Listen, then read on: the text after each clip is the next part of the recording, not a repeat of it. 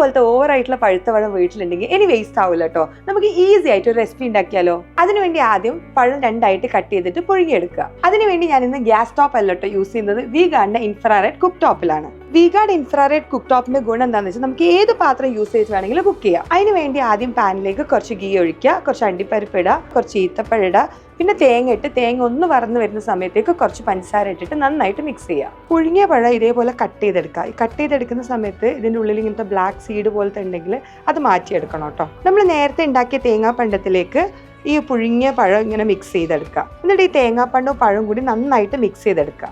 ഇത് നന്നായി മിക്സ് ചെയ്തതിന് ശേഷം ഇതേപോലെ ചെറിയ ബോൾസ് ആക്കിയെടുക്കുക. ഏത് ഷേപ്പിൽ വേണമെങ്കിലും ആക്കിയെടുക്കുക. ഞാനിവിടെ കട്ട്ലേറ്റിൻ്റെ ഷേപ്പിലാണ് ആക്കിയെടുക്കുന്നത്. പിന്നെ നമ്മൾ സ്ഥിരം കലാപരിപാടിയാണ് കട്ട്ലേറ്റ് എടുക്കുക, മൈദൻ്റെ മിക്സിൽ മുക്കുക, ബ്രെഡ് ക്രംസിലേക്ക് കോട്ട് ചെയ്തെടുക്കുക. അത് കഴിഞ്ഞ് ചീനച്ചട്ടി വെച്ച് അതിലേക്ക് എണ്ണ ഒഴിക്കുക. എണ്ണ ഒഴിച്ചു കഴിഞ്ഞാൽ നമുക്ക് ആവശ്യത്തിനനുസരിച്ച് ഇതിൻ്റെ ഹൈ ടെമ്പറേച്ചറോ അല്ലെങ്കിൽ ലോ ടെമ്പറേച്ചറോ ആണെങ്കിൽ അതൊക്കെ അഡ്ജസ്റ്റ് ചെയ്യാനുള്ള ഓപ്ഷൻസും ഉണ്ട്. എന്നിട്ട് ചൂടുള്ള എണ്ണയിൽ ഫ്രൈ ചെയ്തെടുക്കുക.